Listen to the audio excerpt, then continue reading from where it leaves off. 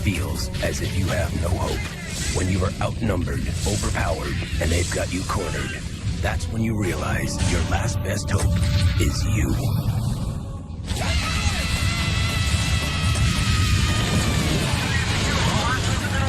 Halo, Combat Evolved, rated M for mature.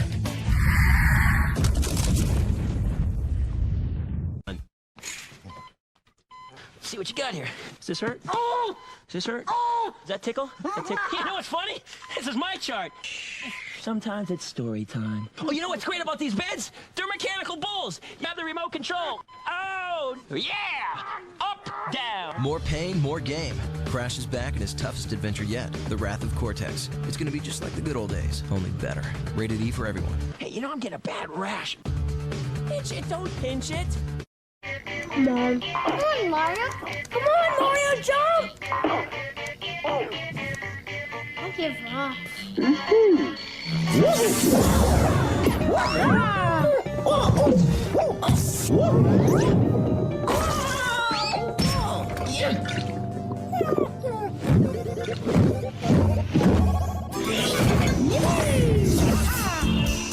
Want to grow? The calcium in milk helps bones grow. Okie dokie. Coming up on this special GameCube edition of Extended Play, we go to the Cube Club to get the lowdown on Nintendo's new console. We review the GameCube launch titles from Luigi's Mansion to Rogue Leader, and we find out what's in Nintendo's future. Stick around, it's game time!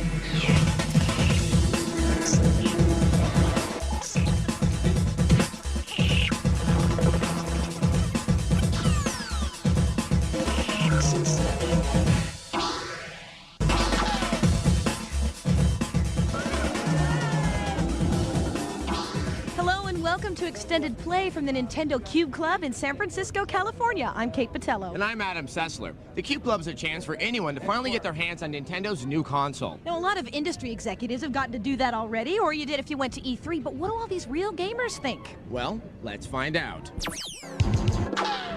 It doesn't have a hard drive. It doesn't play DVDs. So just what does the GameCube do? It plays games, and it plays them well. So sums up Nintendo's strategy in its ongoing console war. While Sony and Microsoft tout the expanded capabilities of their systems, Nintendo is attempting to shift the focus of this battle back into an arena where they clearly dominate: gameplay.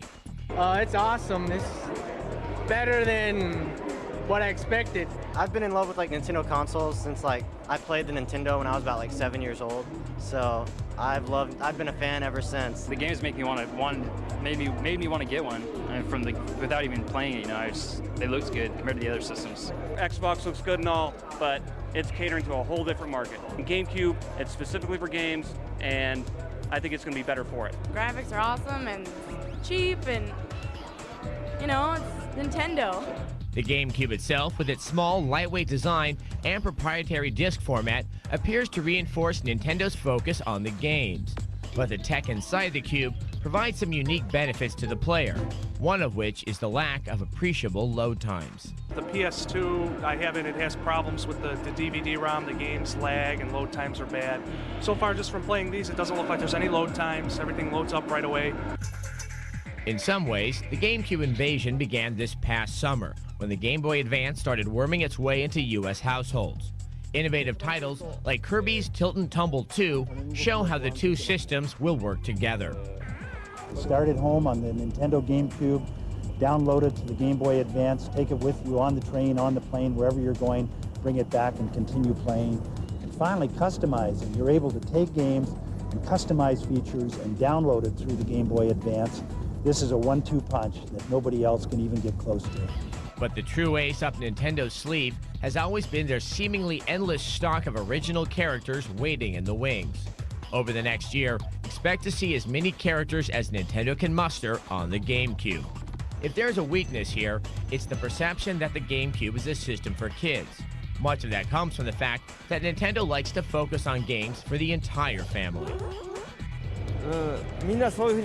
This is just the kind of mistaken notion people have when they characterize the games we make. Our goal is to create games that are compelling for both children and adults. However, with games like Eternal Darkness and the Resident Evil titles slated to hit the Cube, Nintendo fans shouldn't be as concerned as they once were. So, with anticipation running high, one question remains. What would you do for a GameCube? Nintendo saw fit to ask just that in an online contest last month, and they brought 5 finalists to the San Francisco Cube Club to see just what they were willing to do. Meet Lizzie, Jeff, Matthew, Jason and Jennifer, and Corey. Spam, cat food, and chocolate syrup into the size of a GameCube, and I'm gonna eat the whole thing. I'm going to be juggling Nintendo consoles while dressed up as Mario, as you can see, and whistling the Super Mario theme. It's pretty wacky, so. I'm gonna paint the GameCube logo on a tapestry with my tongue using various condiments. I'm dressed, not in full costume, but I'm dressed as Mario, so. Yeah, Princess Peach. That's kind of a lame stunt. You must have a trick up his sleeve. I'm going to become the first human Pikmin by shaving my head because Pikmin don't have hair. I'm going to paint my entire body blue to be the blue Pikmin. And then I'm going to eat bugs because this is a game based in a garden and there are lots of bugs roaming around, so I figured I'd eat some, yes. As the contest wore on, it became clear that Matthew was risking a sprained tongue. Jeff really needed a little more practice. Lizzie bit off more than she could chew. Jason did have something up his sleeve. Jennifer, will you marry me? Oh my God. Yes, I will. And Corey rapidly developed a taste for creepy, crawly things. While all 5 finalists walked away with the GameCube, Corey was awarded the grand prize. And I know Mr. Miyamoto would be very proud. Who says good things don't happen to crazy people? Coming up on Extended Play, get your flashlights and Hoovers handy. We review the spookiness of Luigi's Mansion. Mario! Mario! And we make a splash with our review of Wave Race Blue Storm.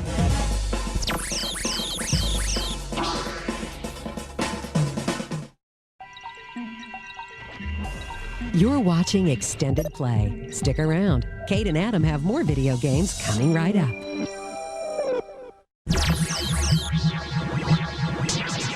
Welcome back to Extended Play. Mario's occasionally overshadowed brother Luigi has finally stepped into the spotlight, or more accurately, the flashlight, as he sneaks around in the shadows hunting ghosts. Now, we've seen a lot of sneak previews of this game, but how does it pan out when you play it all the way through? Here's our review of Luigi's Mansion. Mario! Mario? Mario! Wherefore art thou, Mario? He's somewhere in Luigi's Mansion. Finally, Luigi steps out of Mario's shadow with a flashlight. And this game has got the goods. You play in a mansion with old furniture and other bad things. If you want to save Mario, you gotta clean out all the ghosts. And you don't do it by jumping on their heads. It's more civilized. You use a flashlight to freeze them and a vacuum to seize them. You also have a Game Boy Horror that allows you to get some clarification on your situation. The AI is clever. Naughty ghosts will pop up behind Luigi when you least expect it. The 2 joysticks on the GameCube controller allow you to work the game with ease. The main stick controls Luigi, while the little stick controls his perspective. The cartoony graphics are solid. Its lighting and transparency effects are spectacular. The sound is pretty good, too. Hearing Luigi scream for his brother will put a smile on anybody's face. Mario! Mario!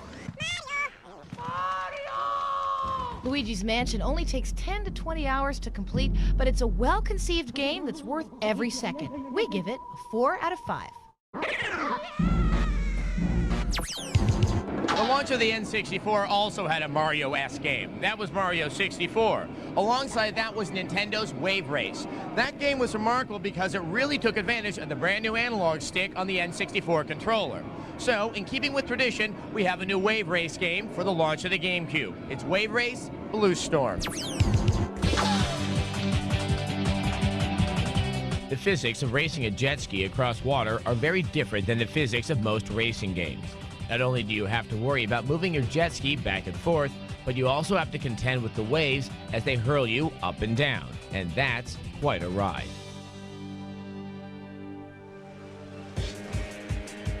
The wave race controls and how they react to the environment are intuitive, yet they take a while to truly master. The courses are littered with obstacles and buoys, and learning how to make sharp turns is essential to steering through the course. To make a sharp turn, pull back on the control stick while you are turning. You'll want to learn where your turbo button is too, for that extra burst of speed. The game features the same tricks that were in the original wave race, but throws in some new ones as well. You can race your player of choice in 6 modes, but the championship mode is the soul of the game. It's here that you open new tracks and weather conditions, race opponents, and make your mark on the jet ski world. It's turbo time. Blue Storm has 6 environments to race through, and several different weather settings from sunny to stormy. We have an absolutely gorgeous day for a race. Each of them looks great, and they alter the course enough to make jet skiing on a perfect sunny day very different than sloshing through a thunderstorm. Even though gamers familiar with the original wave race will instantly recognize similarities between the two, there's enough new stuff in Blue Storm to make it worth the purchase. Once you learn the controls, a very satisfying race experience awaits. And so we give Wave Race Blue Storm a 4 out of 5. You won. Way to go. Coming up on Extended Play, Rogue Leader Rogue Squadron 2 is ready to hit the shelves, but does it harness the power of the Force? Red Leader, we're under attack. And we dole out the primate goodness in our review of Super Monkey Ball.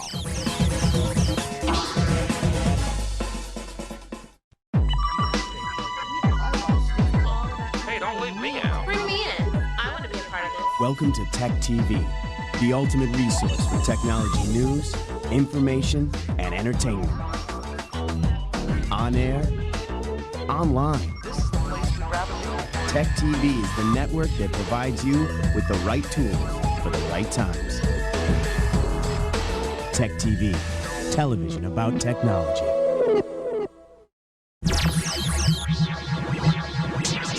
Welcome back to Extended Play. Ever since we saw it at E3, Star Wars Rogue Leader Rogue Squadron 2 has been one of the standout titles for the GameCube launch.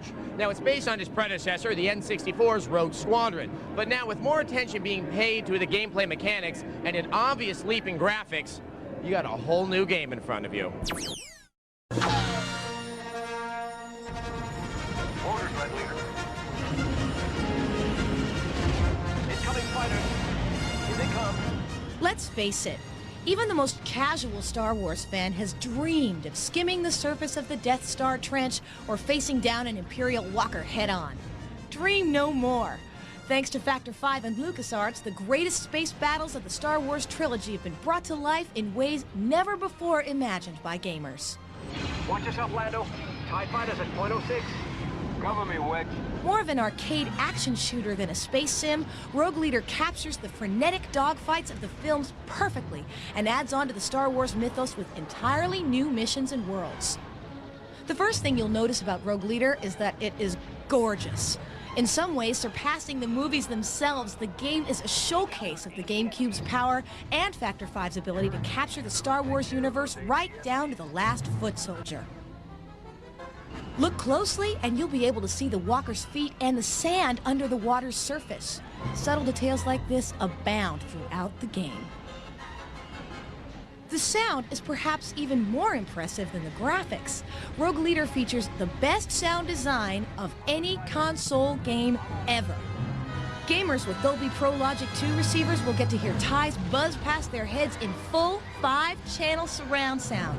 But even in plain stereo, oh, just take a listen. They're heading for the medical frigate. Red Leader, we're under attack.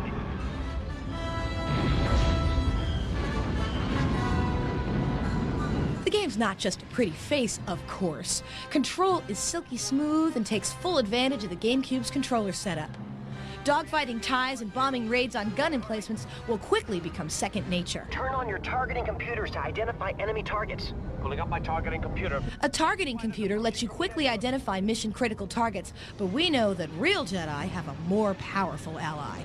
Use the Force, Luke. 11 missions make up the meat of the game, with several bonus stages available for unlocking. While that may seem short, throw in a making-of documentary, in-level audio commentary by the developers, and hidden power-ups that upgrade your ships. You've received the Advanced Proton Torpedo Tech Upgrade. And you've got plenty of replay value to keep you coming back for more.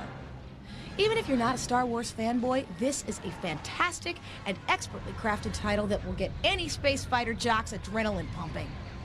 Extended Play gives Rogue Leader a perfect 5 out of 5.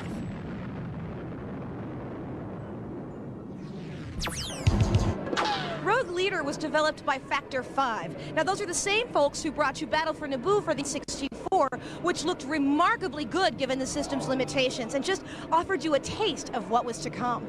Now, our next game is Sega's first offering for the GameCube, Super Monkey Ball, and that takes like the arcade challenge of Marble Madness and adds Sega's own very unique twist. Those who worship at the altar of irony will take solace in the fact that one of the launch titles for the GameCube stars a monkey encased in a sphere. And in Sega's aptly titled arcade port Super Monkey Ball, we find an enjoyable game with a pick-up-and-play appeal that will entice both gamer and non-gamer alike. The premise is simple. Use the control stick to maneuver your monkey buddy through a series of increasingly difficult courses in order to reach the goal before time runs out. You can also optionally collect bananas generously and constantly provided and identified by the good people at Dole. 100 bananas gives you an extra monkey. Sounds simple, and it is, at first. In the beginner difficulty level, the paths are wide, the slopes mild, and most gamers will scoff at how easy it is. The advanced and expert levels are another matter. Expect to encounter some frustratingly devious courses. On the bright side, with practice, you'll be able to master any challenge. Oh yeah, who's your daddy? Who's your monkey daddy now? Sega could have seen fit to end development right there. With over 90 courses, there's plenty to do. But instead, they added 3 party games and 3 mini games, each for 1 to 4 players. The party games are Monkey Race, which is similar to Mario Kart, complete with wild tracks and power-ups. Monkey Fight, which arms you with a giant boxing glove. Points are scored by knocking rivals off the platform. And Monkey Target, where you can test your hang gliding skill while your monkey gets a breath of fresh air. The 3 mini-games are equally fun variations of pool, bowling, and miniature golf. In order to access them, you need to get points by playing the single-player games, and one evening with a couple of friends will be enough to unlock all 3. The extremely clean graphics, good music, and sound, married to addictively simple gameplay, is enough to warrant a 3 out of 5. But with the extra game modes Sega added to the mix, Super Monkey Ball is an excellent title for anyone remotely interested in games. Extended Play gives it a 4 out of 5. Super Monkey Ball may seem like a modest offering from Sega, but bear in mind, you're going to be seeing Phantasy Star Online in the future, as well as what we once thought impossible, Sonic the Hedgehog in Sonic Adventure 2. Now, while not impossible, cheats for Nintendo games are definitely not typical, but with a brand new system comes some new surprises. So here's your first GameCube cheat. To do a right barrel roll, go off the jump and push left, then right on the control stick. Piece of cake. Now you try it. Okay, that was lame. If the tutorial isn't much help, use a cheat code. Go to the options screen and press X, Z, and start at the same time. You'll unlock the password menu. Now enter J784WMHF. The Lost Temple Lagoon will be unlocked.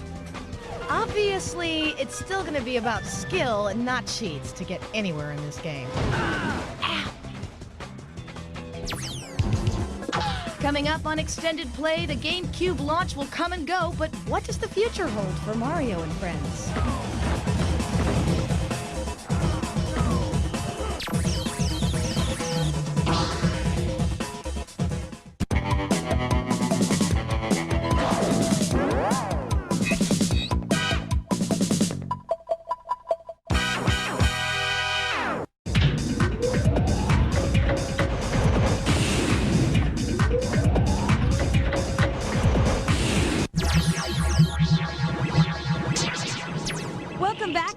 extended play.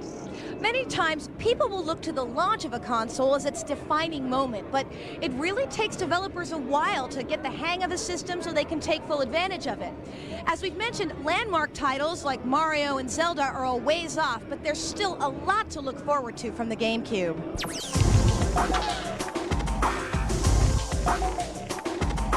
Nintendo's always known the value of staggering their high-profile releases over the course of the year. And this time around, it's no different. Quality over quantity, folks. That's the name of the game. And here's a quick glance at some of the titles the Cube will be offering over the next few months. One of the most anticipated of the lot is the oddly titled Pikmin, where players take on the role of the space explorer Captain Orima. That's the little guy with the space helmet, who has crash-landed on an alien planet. Your mission? To repair your trusty spacecraft with the help of the forever loyal Pikmin. Those are the tiny plant-like aliens with the flowers coming out of their head. Pikmin is basically a real-time strategy game where you and the Pikmin have 30 days to try to find your ship parts while avoiding having your little friends gobbled up by various poofy monsters. But don't be too distressed. Although the Pikmin look cute and helpless, if you breed enough of them, you can take down even the biggest of the previously mentioned poofy monsters. Also due to be out soon is the ever-popular Super Smash Bros. Melee. Aside from a pretty hearty roster update and, of course, GameCube quality visuals, this sequel is virtually identical to its N64 predecessor, which is understandable. This game has a great premise. Take all of Nintendo's top-notch characters and toss them all into one game where they get to beat each other up. The all-star cast includes Mario, Link, Pikachu, and Donkey Kong with the new GameCube edition of Princess Peach. One of the most eagerly awaited GameCube games for a great many people is the next installment in the legendary Metroid series, Metroid Prime. Not much is known about this game yet, but from the looks of it, you can expect some pretty cool graphics, high-tech weaponry, creepy tunnels, and crawly alien creatures. Ew. Rare is hard at work finishing up Star Fox Adventure's Dinosaur Planet for spring 2002. Finally, fans of Fox McCloud will be able to venture out of the confines of his cramped R-Wing and explore a lush planet complete with Dino Buddy. Expect to see typical Rare production values on this one. Also on the list of things to come, Eternal Darkness, which Nintendo describes as a time-crossing psychological thriller with the player battling various shades of evil. Ooh, scary. The game spans hundreds of years, and the characters reflect life in these times. How you act and battle is derivative of when and where you exist as your current character. There's also cameo, Elements of Power, where you play a beautiful young girl who has the ability to morph into various monsters and beasts. And no console would be complete without the latest edition of sporting titles, including NBA Courtside and Madden NFL 2002. The GameCube version of this fan-favorite football title will include a variety of enhancements over the PS2 one, including improved textures, new stadium technology, and graphical touches such as scuffs on helmets.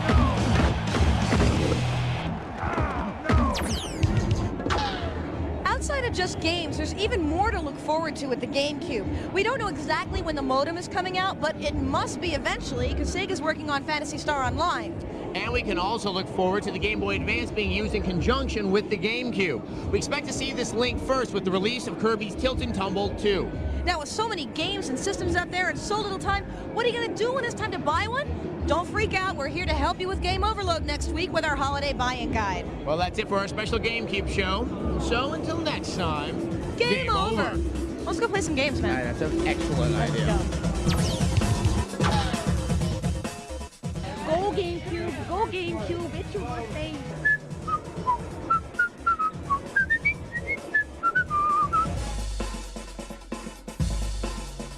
Off my dress. Off my dress. Off your dress, Mario.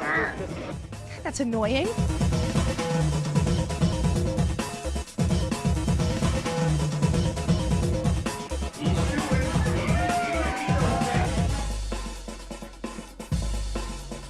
They don't really have too much of a taste, but right when you bite in, there's like all these juices that fly out.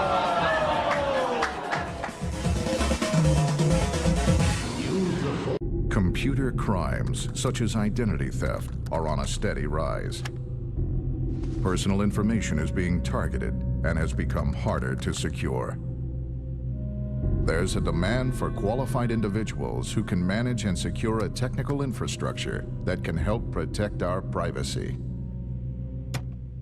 The Information System Security Program in the ITT Technical Institute School of Information Technology is designed to teach students techniques used to deploy and manage security systems and configure security solutions.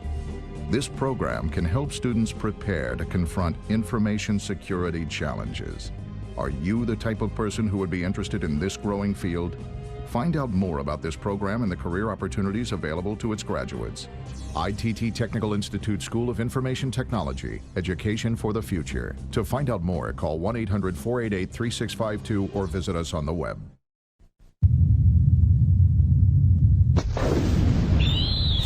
幼いドラゴンと少年はやがて大空へと舞い上がる。ドラマティックシューティング「パンツァードラグーンツバイ」キャンペーン実施中。 Sega. All right, so later in the show we're going to be meeting someone vaguely interesting, but first, here's a big fat balloon-like creature. The kids think he's great, but I have never heard of him. Kirby!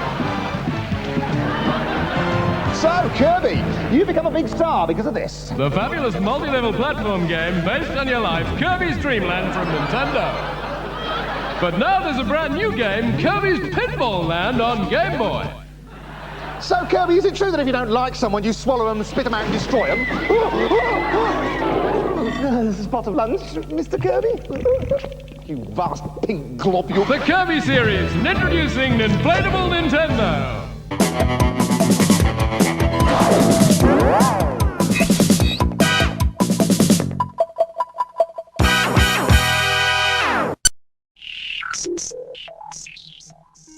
Coming up on Extended Play, we go to the sleepy, creepy town of Silent Hill to find out how they put the terror in survival horror. The Mistress Elvira endows us with her survival wisdom. And get your garlic out. We scour the blood banks for the latest crop of vampire titles. Stick around. It's game time.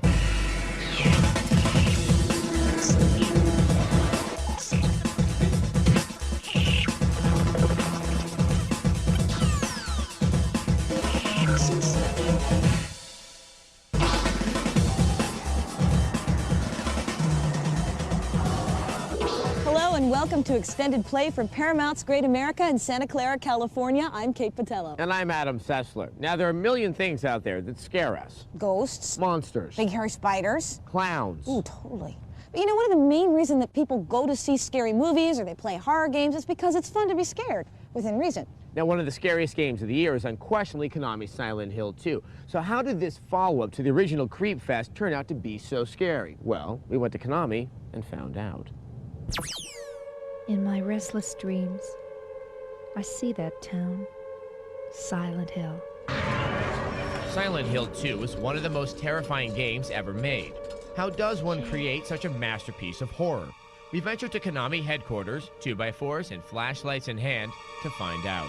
In terms of art, of course, we took Jacob Slater as a reference, and David Lynch and David Cronenberg. I think a lot of the horror that goes into the game is that it's a very real, a very common place. It's somewhere you could go to and visit yourself. It's a familiar background. It's just another town in America. The horror doesn't come from the town itself, but from what people create themselves, what their own feeling is and how they project it onto the town. And then there's the main character, James. He's not exactly the action hero type. We set the main character as a normal person. He's like a living, neighbor next to our home. Excuse me, I'm sorry. Naturally, people has lots of emotional incident in their life, and we plan to make together their life and their normal days, and then horror. That means horror suddenly impact like usual days. Silent Hill 2 excels at immersing the player in its creepy little world. So what elements are key in creating that effect? One of the common themes running through Silent Hill would be the fog effect, and how it closes in upon you and creates your own world around you. Sound has so much power, in terms of Silent Hill. We decided to use the sound, make people cry and make their emotions. Laura? Okay, I guess I won't open it. The first concept of Silent Hill is stimulate humans' more primitive instinct. Leave us both the hell alone! What we've gone out to really try to do, to create a scary image. I mean, we don't want to just jump out of closets and say boo and scare you. It was to have that subtle feeling of something's wrong. I don't want to know what's around the corner, but I'm kind of compelled to. It's out of morbid fascination to see what's around that corner. 9 out of 10 times, there's nothing going to be there. But you've already built up that tension in yourself so much that you're afraid to look around that corner. People feel something about old things, even though it's house or furniture, in a door, whatever has a history. People put something, his emotion in it. Finding that kind of thing is our job. A job the folks at Konami are clearly very good at. So what scares Sato-san? Yeah, every time I'm scared of a budget and the deadline. Oh, deadline is just in 2 weeks. Perhaps Silent Hill 3 will feature the unspeakable horror of sleeping in a cubicle. Any final thoughts for the players out there? Silent Hill 2 is about the experience. The players, I think they want to feel fear, feel scary. I think they will be satisfied.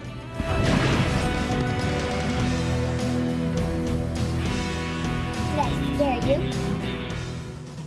Coming up on Extended Play, we review the gothic survival horror title Alone in the Dark and get cool with Dante and Devil May Cry.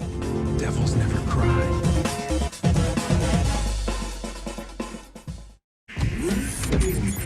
Go to TechTv.com. Get the best of Tech Live. Keep up with the top stories, The race is on to reach new medical breakthroughs. product reviews, and tech features. So let's hook this thing up. Tech Live. Online all the time at TechTv.com.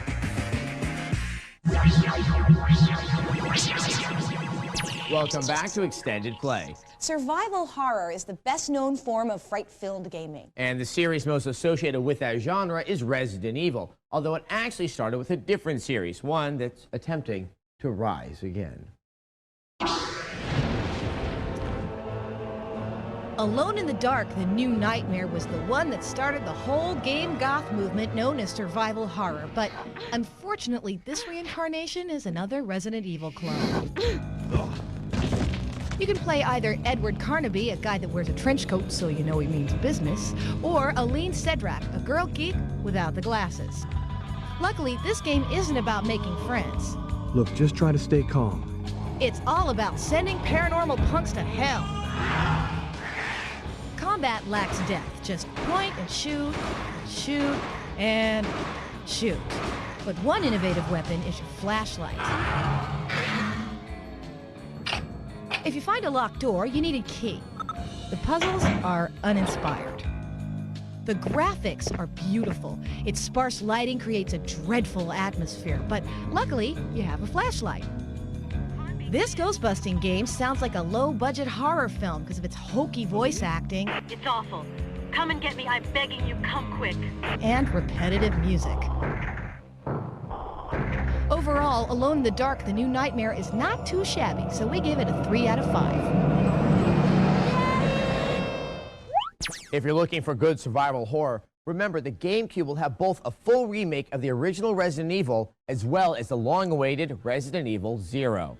Speaking of Resident Evil, that series creator, Shinji Mikami, has now moved on from battling zombies to warring with monsters with a neo-gothic metal 80s type of twist.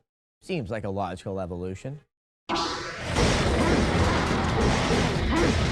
Devil May Cry begs the question, what's the point in saving the world if you can't look cool doing it? You play Dante, a demon exterminator for hire, whose current job involves the investigation of a ruined city on a faraway island. As you move Dante around the island, you'll be given various assignments, including item fetching, escaping an area within a time limit, and of course, boss battles. Devil May Cry's cool factor comes into play when you're fighting. Every time Dante attacks, he gets a rating, ranging from dull to stylish. Everything from the pseudo-Gothic architecture to the enemy character designs are highly detailed and take full advantage of the PS2's hardware. This is where you will die. The situation-sensitive battle music helps to immerse the player. Trish, devils never cry. Where sound does suffer is in the audio mix. There are times when the dialogue gets drowned out by both the music and the sound effects. Dante, help me! Devil May Cry undeniably overflows with coolness from beginning to end. At its core, though, the game is simply a kick-ass action game. With top-notch controls, innovative camera techniques, and stellar graphics, it's a standout release. Extended Play gives Devil May Cry a solid 4 out of 5. It looks like we have a winner. Jackpot. How about that Dante? He's cool. Now, one of the best ways in the world to learn how to type must be with Typing of the Dead. I mean, it's scary, it's fun, it's educational, and it's violent. What more could you ask for? How about a cheat code? Oh, don't forget, you need a keyboard. Now, where did I put mine? It's somewhere in here. Like, hey, quit it. God, haunted houses. Hi, my name is James. You're about to start some serious training. Okay, James, let's go. I'm sure that you already know that touch typing is a technique whereby you type without looking at the keyboard. Adam, are you listening? This is what happens if you can't touch. I think you get the picture. Okay, or you can use cheat codes. First, crawl over to the password screen. Enter KIKMAHP. You'll unlock unlimited continues, unlock all drill mode levels, unlock all boss mode bosses, and unlock the Versus CPU modes. Let's hurry, Gary. Now you'll have an edge on beating. I am Goldman. I am Goldman. Coming up on Extended Play, we hear them scream in Aliens vs. Predator 2. And we sink our teeth into the latest Legion of Vampire games.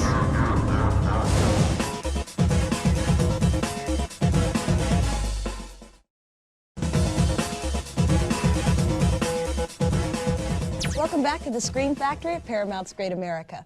The Alien film series is one of the most adapted into video games, with the best of the bunch being Aliens vs. Predator. That game was championed for its tense atmosphere and some of those frightening gameplay in ages, though it did have its problems: a poor graphics engine, no storyline, and a hard multiplayer interface. Now, all of that's been changed for the sequel, and it picked the right season to scare us silly all over again.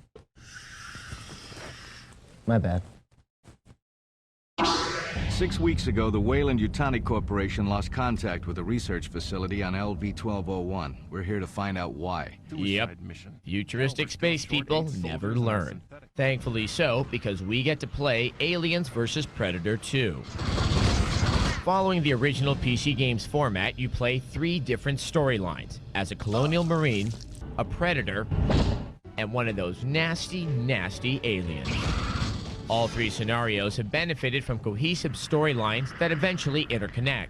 New abilities, like the alien's talent to pounce long distances, and the Predator's use of his powerful legs to leap, bring the game more in line with their cinematic ancestry.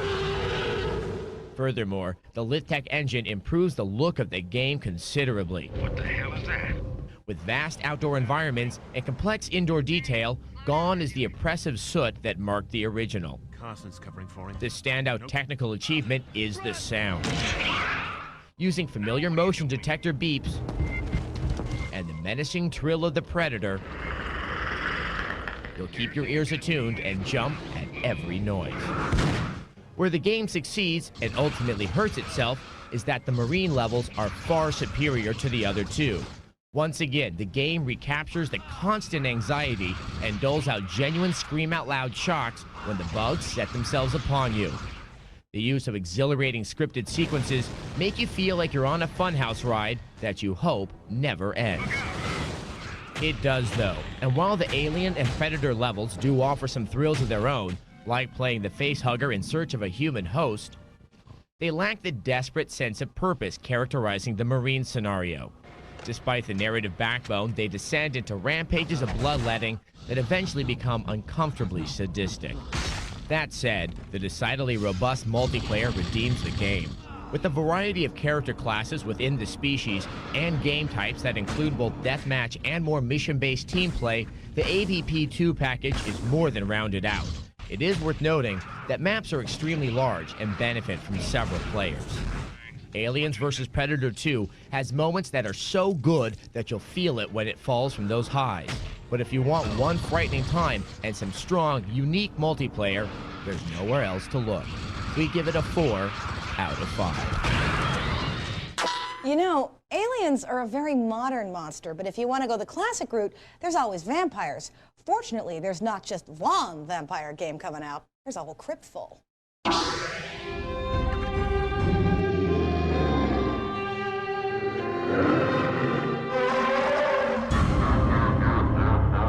Ever since Bram Stoker wrote about our favorite count, or maybe even before that, humans have been attracted to the mythology of vampires. Dracul the devil. Whether it's fascination with immortality or just the fact that the buggers like to suck our blood, we're smitten, or more appropriately, bitten. Even the game world likes the vampire, and why shouldn't we? First of all, the monsters are undead, and we like the undead. Second, they're pretty invincible unless you happen to have a wooden stake handy. Thirdly, they usually have cool powers, like being able to turn into other animals, for instance. But enough talk! How about you? And in the long history of vampire games, we've seen some decent titles. And some not-so-decent titles. Ah, yummy. Feed me more. However, if you're tired of these moldy oldies, this season's crop of new releases promises plenty of fanged heroes and anti-heroes. Who shall live and who shall die? In Vampire Night, you play a gun-toting vampire hunter who must save the local townsfolk from an undead menace. The game comes with light gun, and instead of slow-moving zombies, your enemies strike vampire fast. Legacy of Kain Soul Reaver 2 begins where the cliffhanger of the original left off. Just like the original Soul Reaver, the sequel has lots of puzzles, though they've been overhauled. You can expect conundrums of a whole new variety this time around. Given the seedy nature of Nosgoth, Raziel will get into plenty of battles with both the living and the undead, which means you get to use his Reaver powers for wicked means. Blood Omen 2 is the fourth installment in the Legacy of Kain series. Cast him in. It takes place before the events in Soul Reaver and stars a younger and less powerful Kain. Ultimately, his quest to reclaim his honor in Soul Reaver means lots of fast-paced combat. Despite being a youthful vampire, Kain still possesses some awesome powers. From Dusk Till Dawn is a third-person action title based on the movie of the same name. You play Seth Gecko, the George Clooney character in the film, and essentially your mission is to escape from jail, clobber bloodsuckers, and of course, stay alive. So there you are, a slew of new titles to get your, blood pumping. Now, gather up your garlic and crucifixes, turn down the lights, and prepare to enter a world that's gone completely batty. Those bloodsuckers just got Lisa, and you had a chance to save her. I'm pulling the plug on you before you do any more damage. Breaking contact. Coming up on Extended Play, Luigi's going ghostbusting on a GameCube. Hello? And Elvira's got tips to help you get through even the most frightening of horror titles. Keep that itchy trigger finger under control.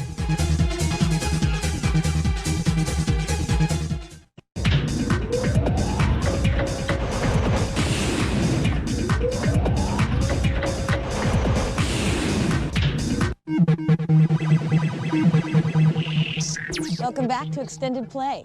Now, many people have noted that with the launch of the GameCube, we're not going to have a Mario title. But there will be one game that will be kept within the fraternal order. Well, you know, the whole reason Mario doesn't have a launch title is that he's lost in Luigi's Mansion.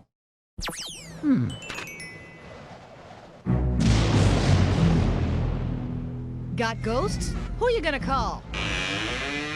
Hello? That's right, Ghostbusters. Mario's been kidnapped, but you can rescue him with the help of his brother Luigi. Mario! Armed with a vacuum cleaner, Luigi must solve puzzles and battle those who have gone beyond. And there's plenty of fun along the way. Luigi's mansion sports some 90 rooms full of ghostly nasties. You'll use your vacuum cleaner and your flashlight to clear the paranormals. Mario! Graphically, Luigi's Mansion is impressive. We've seen our 2D heroes from the NES and 3D before, but the GameCube really brings out all of their plump glory with detailed facial expressions and character movements. Luigi's flashlight shows off the GameCube's graphical capabilities, and the sound adds to the creepy yet cartoony atmosphere of the huge haunted house.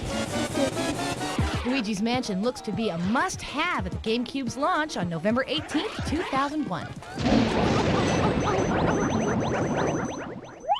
Nice, doggy. And now, the whole trick to a survival horror game is, you know, surviving. And we thought you might like a survival guide. Well, who better to bring it to you than the woman who has lived through many a cheesy horror B-flick herself, Elvira, Mistress of the Dark. Do the words Resident Evil, Silent Hill, and Half-Life strike fear in your souls and make the hair on your arms stand on end? Do you continue to find yourself trapped in corridors surrounded by a horde of flesh-eating zombies with only one bullet left? Are you constantly ambushed by various ghosts, ninjas, monsters, and other various mutants, ending your game before you can even make it to the first save spot? We'll have little fear, gamers. In our quest for gaming knowledge, Extended Play headed down to Not Scary Farm and got some surviving tips from a bona fide expert in this ghostly genre. Someone who has survived the horror Hollywood industry for over 20 years and still looks fabulous. Hello, darlings. It's me, Elvira, Mistress of the Dark, and here are my tips on surviving a horror video game. Y'all ready for some Elvira? Hint number 1. When you hear the scary music, chances are you're gonna be attacked. Keep that itchy trigger finger under control. Instead, fight only when you have to. This'll conserve your ammunition for the head bad guy. And don't be a wuss by conserving your first aid kit. You're gonna need those later on for sure. This looks bad. Search a room thoroughly. Destroy all baskets. And be on the lookout for secret trapdoors. You'll never know what you'll find. It looks like we're the only ones who survived. We should work together. Don't trust anybody. Even cute girls can be possessed by the devil. I should know. All bosses have a weak spot. Don't give up. Keep hitting in different places with different weapons. You'll be bound to find their weak spot. The big boss never dies easily. Do not approach him until you are sure that he's dead. Elvira doesn't take no crap from anyone. That's mistress to you, way. I'm generally kicking, hitting, throwing knives, whatever I can do to survive. I'm pretty straightforward when it comes to kicking people's butts. We've got a few extra minutes with the Mistress Elvira on our website, so come by and check it out. And get ready, because coming up soon, we're going to have 2 exclusive shows on both the Xbox and the GameCube before they launch. We would like to thank Paramount's Great America and the Scream Factory for hosting us here. By the way, the Scream Factory is open through Halloween. You want more info? Check out their website. And now that does it for our show for this week. So, until next time, game over! It's the ghosts! It's the ghosts! The spider webs and the eye and the eye and the sticking. Come help us! Oh, real popcorn. floor corn. Now I must join with the divine and realign them.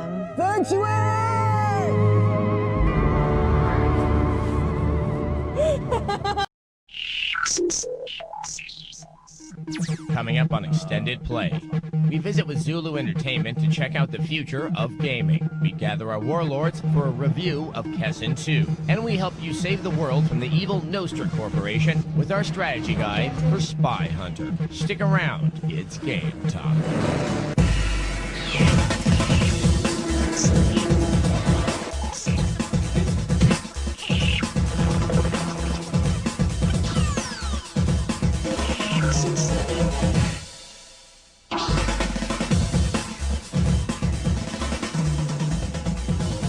Hello and welcome to Extended Play from Metreon in San Francisco. I'm Adam Sessler. And I'm Kate Patello. Games like EverQuest have introduced us to the concept of a persistent virtual world, which is basically like a universe in cyberspace that goes on perpetually in real time. The problem is that most of the denizens of these worlds are always just trying to achieve the same goal. Now, what if you're able to go into that world and divert yourself and just have a little fun? And what if you could access that world from both your living room and a nightclub? Well, a company named Zulu is working on this very thing, and this concept is very much in motion. See it for yourself. There have been many attempts at creating virtual worlds online, but unlike the current crop of massively multiplayer games, the folks at Zulu are ready to take it to the next level, as my tour guide, Jim, escorted me aboard the Adriana, a luxury space cruiser orbiting an alien world. Well, Jim, thank you very much for transporting us here today. Let's just begin. What were the origins of Zulu Entertainment? Well, a group of us were sitting around one day and trying to decide what the most interesting and fun part of computing could be in the future.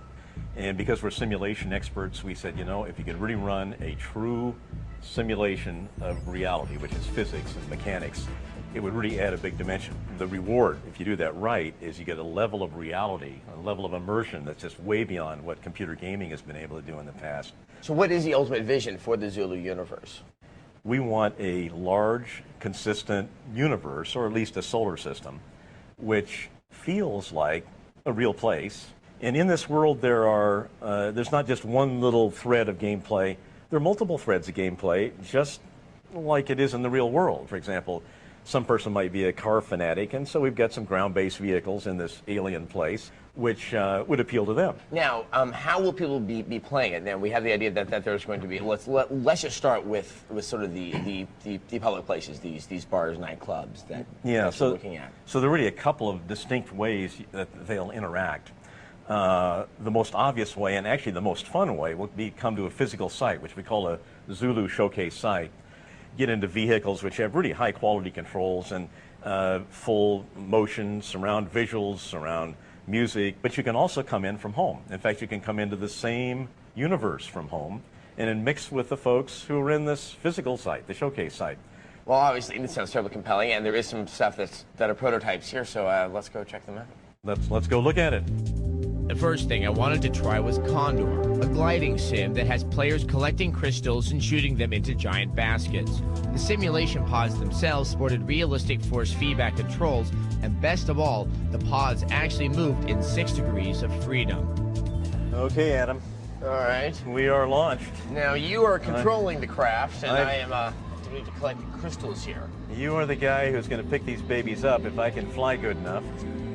Let's see, if I dive too fast, I'll bump into another guy, but let's take them. Oh, we did. Now, how expansive is all of this land? If you're actually in actual, how many virtual miles is this area? You can actually go clear around the planet here. So it's thousands of miles. The terrain is built right ahead of us using a mathematics of fractals. That looks good. Nice. Let her go with the left hand. Perfect shot. We scored. We scored. Not bad. While Condor seemed a little tame for my taste, I had another thing coming when they fired up a game of Dominion, which could be described as capture the flag and high-speed doom buggies. Now, you are in the driver's seat, and you're going to be controlling the car, and I'm sitting next to you, and I'm actually manning the cannon here. We also have this map here that, in rear view, there. That's fun, because you can see what you're up to. Uh-oh, hey, we got incoming, baby. Tell you what, let's run for the flag. All right. Hey, the flag is there, although mortar's coming in. There we go. All We found the flag. Yeah, now we'll see if We're we gonna make that survive. run for home. So we get tumbleweed, get a beat on him. Close enough. Oh! And Must have been somebody else behind us. Not we're on the edge. Yeah. Falling over the side. And so, after getting thoroughly spanked in Dominion, I left with the feeling that once this all comes together, the Zulu universe just might be a nice home away from home. While Dominion is quite a bit of fun to play, let me just say that if Quake makes you feel a little funny in the tummy, you have no idea what it feels like to be playing that game. And now, the game news. A boon for the Xbox has brought dismay to Dreamcast owners. Confirming growing suspicions, Sega of America has announced that Shenmue 2 will only be released for the Xbox in North America. The game, once thought to be the last great title for the discontinued system, has already been released for the Dreamcast in Japan. The expected release date for the Xbox Shenmue 2 is currently fall 2002. In cross-platform Sega news, Phantasy Star Online is headed to the Xbox. In addition, the online role-playing game will also become available for the PC, while plans for the GameCube version seem to be moving along just fine. Coming up on Extended Play, we make a pact with a little devil named Stan in Okaji, Shadow King, and take a trip to the world of medieval Chinese warfare in Hexen 2.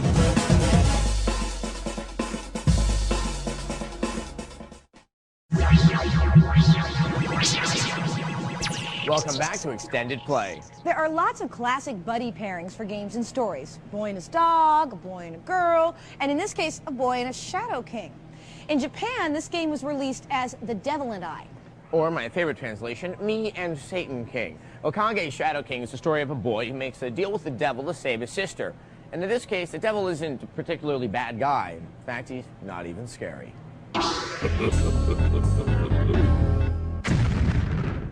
Okage Shadow King is a role-playing game that tries so hard to be inventive, it forgets to be a good RPG. You play Ari, a boy who's made a pact with Stan, the evil king. Why deal with the devil? Ari's sister Annie was left cursed by a random ghost attack. Stan promises to save her if Ari helps him take over the world. Okage plays like a traditional RPG, and with any traditional RPG, you have a large supply of non-player characters to talk to and borrow from. As you take Ari around, he runs at a smooth rate. However, things slow down during load times, which can be unbearable for the impatient. Other than town and countryside exploration, you'll have to deal with the game's overly simplistic dungeons, which involve the task of defeating urns. Yes, you fight large jars. Unfortunately, this element of the game gets old really fast. Okage is loaded with lots of side quests, which become a major point of frustration. Firstly, the rewards of the side quests make little impact on your game's success. Secondly, certain items needed to fulfill quests are difficult to find. Xenoworks had a good thing going with the premise of Okage, plus some one-of-a-kind character designs, but there aren't enough redeeming factors to save it. We give Okage Shadow King a 2 out of 5. While far from perfect, Okage's humorous and unique approach to the rather stale RPG genre is a welcome change. Hopefully, other game developers will take notice.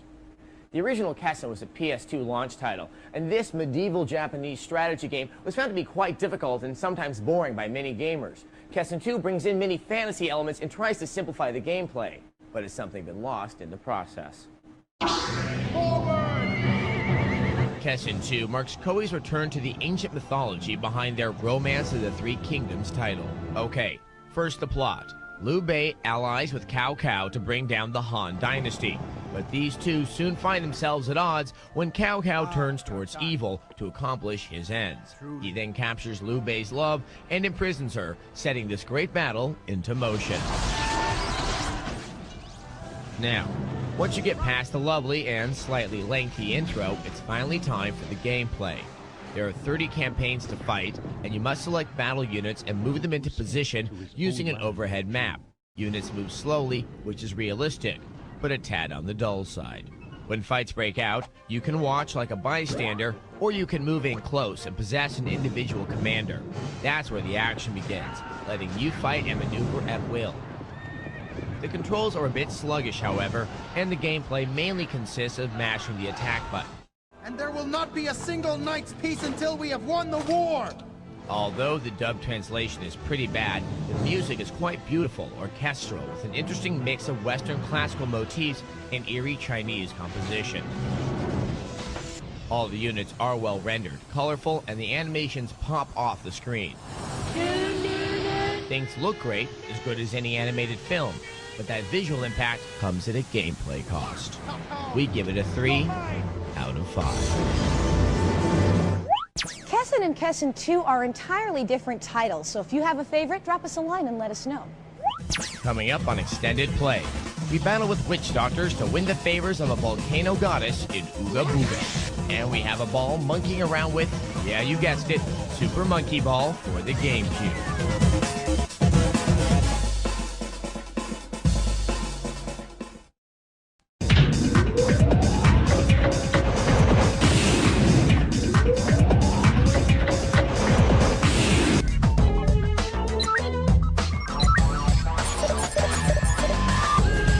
In-depth reports from the front lines of high-tech crime. Cybercrime, Tuesday at 9, 8 Central on TechTV's Tech Prime.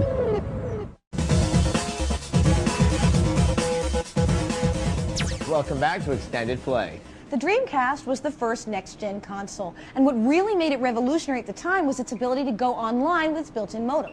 We've seen that used to good effect in puzzle games, RPGs, and action titles. And now it's being used for an action puzzle strategy hybrid with a funny name. Here's Ooga Booga. Ooga Booga. Ooga. Booga. Booga Ooga.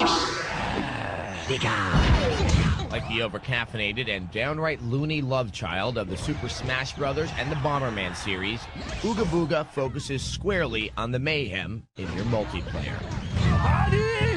In the game, you play a character who competes against up to 3 other Polynesian-ish protagonists to be the one who bashes, bonks, and blows up everyone else the most. The game includes 3 basic modes: the free-for-all deathmatch, Smackahuna; Rodeo, where you gain points by charging into other players on the back of a boar; and Boar Polo, where you and another player ride boars attempting to knock a volcanic rock into a goal.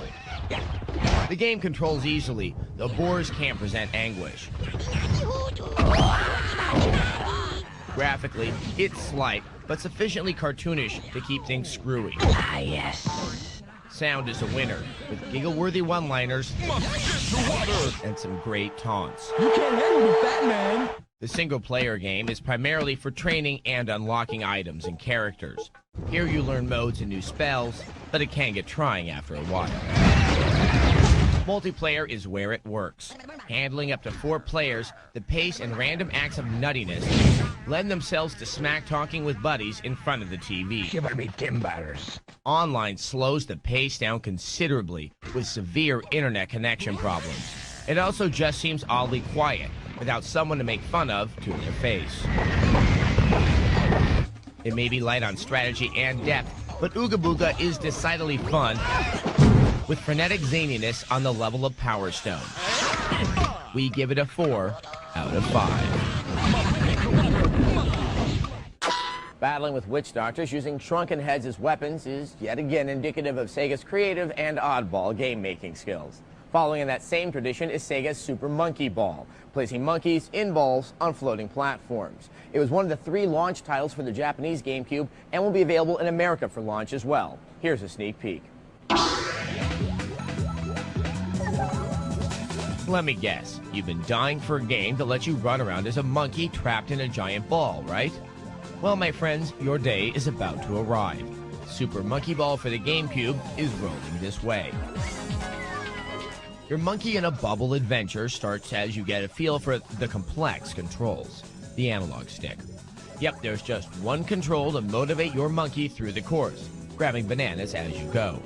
The game will come with quite a few play modes. In the main mode, you navigate your simian friend through tilting mazes that look like miniature golf courses gone crazy. You can also select from a number of really cool multiplayer games. Monkey Race is a lot like Mario Kart, except you're racing monkeys in balls. Next, you and your friends can move on to Monkey Fight, a mode that gives your monkeys big boxing gloves to knock each other out of the food chain. There's also Monkey Target, that has your monkey fling open his ball in order to take flight. You'll hang glide towards floating targets, and it's not as easy as it looks. The replay value of this game should keep you coming back again and again. Super Monkey Ball will be launching with the GameCube in November. Coming up on Extended Play, Kate helps us capture the flag with an Unreal tutorial. And we help you complete your not-so-impossible missions in Spy Hunter.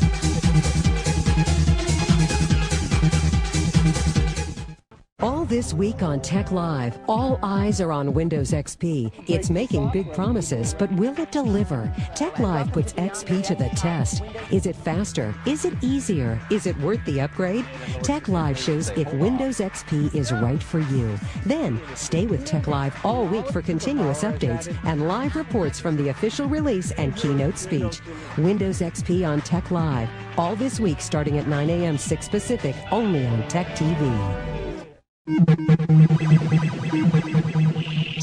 Welcome back to Extended Play from Metreon in San Francisco. Recently, we gave you some map-making tips using the Unreal Editor, and now we'd like to move on to what we call team stuff. And there's a lot to pick up here, so you better set those VCRs or pay close attention. You ready? I am. Let's hit it.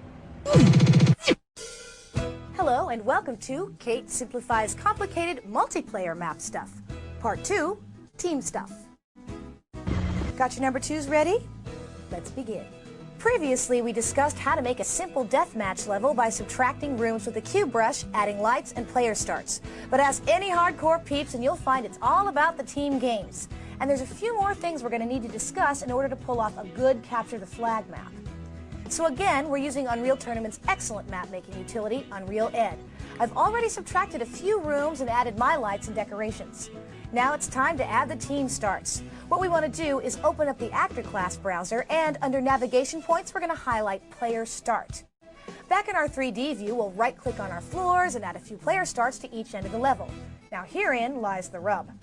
We have to right-click on all the player starts that we imagine for one team, and then highlight Player Start properties. Now under the category of Player Start, we have to make sure the team number is listed as a 0. And of course, we'll do the same for the other end of the level, but this time we'll assign a team number value of 1 for each of the player starts. This way, each team starts in their own base. Now it's time to add flags. Again, we're going to select the Actor Class browser, and under Navigation Point, we're going to highlight Flag Base. Back in our 3D view, we'll then pick up a spot in both bases where we'd like to place the flags and simply right-click on the floor and choose the option, Add Flag Base here. Then we'll have to right-click on our actual flag and, like assigning teams, select the flag base properties and change the value to reflect the appropriate team. Numbers which will be a 0 or a 1. Then when we save our map after we've done a build, we need to add the prefix CTF- to whatever your map name is so that your map comes up in Unreal Tournament as a Capture the Flag level. And now you're good to go, except if you plan on using bots or CPU-controlled players, at which point there's a couple more things you need to do. Bots need to know where to stand when they're defending the base. So again, in the Actor Class browser under Navigation Point, you'll see what's called an Ambush Point. Open that up and then highlight Defense Point. Now back in our 3D view, we can right-click on the floor and add the defense points. Neat? The last bit of bot stuff that we need to explain to them is how to get from A to B. We do this by adding what's called path nodes. Under our Build menu, we should select Build Options, and then down at the bottom, choose Create New Path Network. Unreal Ed will actually do the rest of the work for us. So there you have it, a shiny new Capture the Flag level, and I look forward to playing one from somebody just like you. Pencils down. Many of you are probably enjoying Midway's updated version of their classic arcade game, Spy Hunter. And despite what they say, you can teach an old spy new tricks.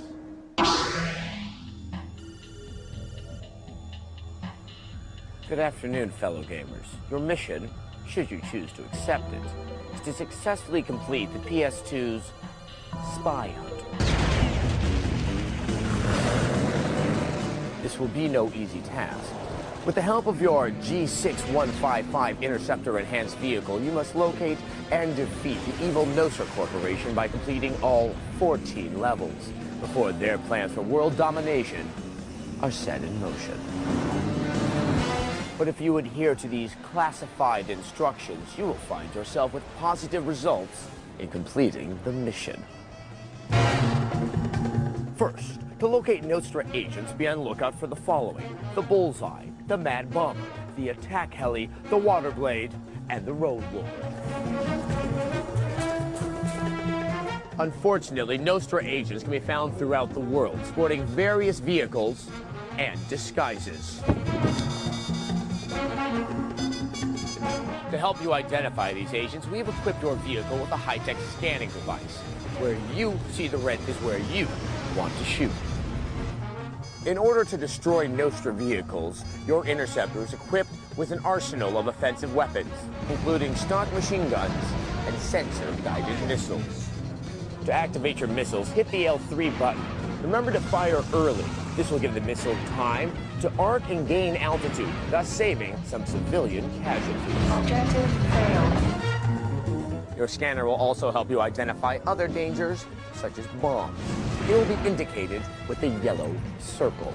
In order to deactivate them, we have equipped your vehicle with EMP, electromagnetic pulse blasts.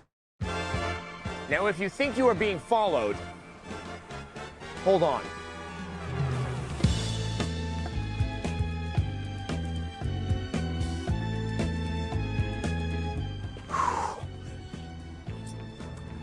If you think you are being followed, activate the rear view mirror by pressing triangle. If you want to get rid of enemies from behind, we recommend the oil slick, smoke screen, and my favorite, the flamethrower. Most missions will require you to find and activate IES tracking units called SATCOMs. These global tracking units allow us to monitor your activity and replenish your supplies via the weapons van.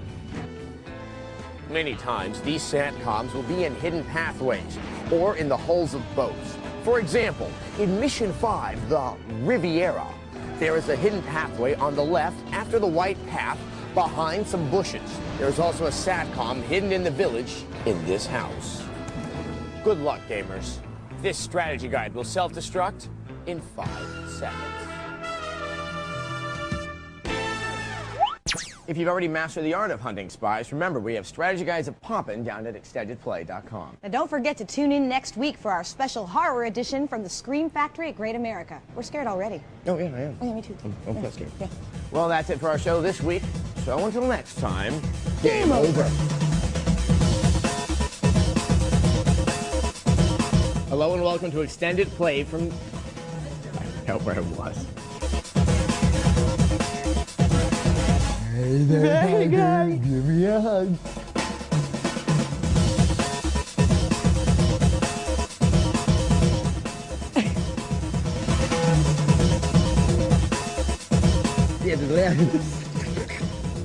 Suck it up, man.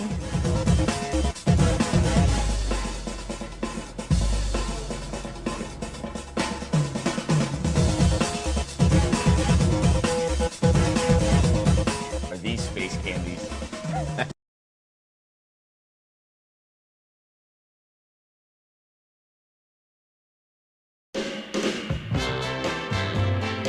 Ricky Coogan, Brat Pack Sleazebag.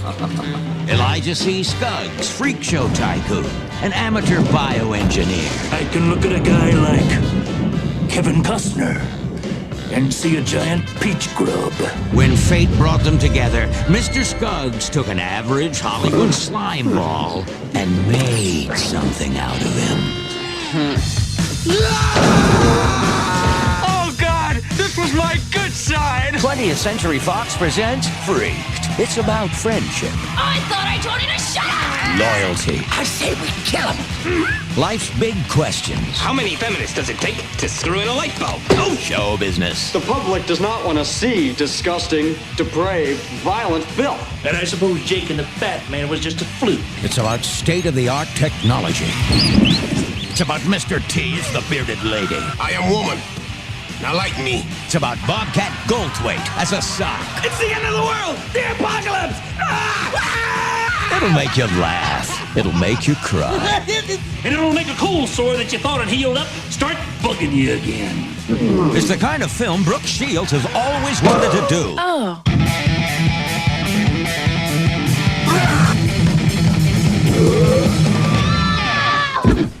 Introducing Larry Bud Melman as the President of the United States. What's the matter? Afraid of a little rock stuff? In Freaked, coming soon to theater. Freaked, but ugly, but funny. Welcome to show business, morons!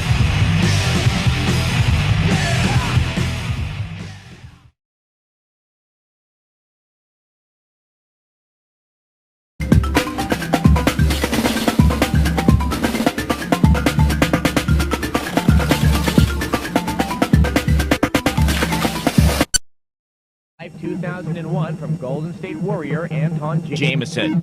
And there's no mercy in our review of the latest WWF title. Stick around, it's game time.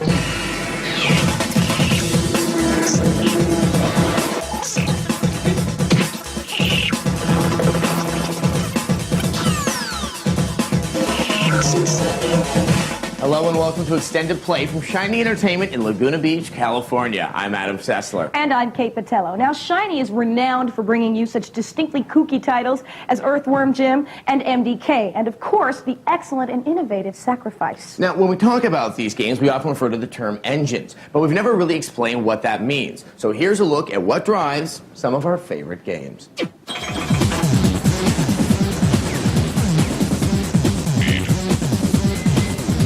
An engine is an engine. It's the guts of the game. A game engine is something that basically can provide the entire framework. Just like a car can't run without something under the hood, a game can't run without a skeleton of computer code.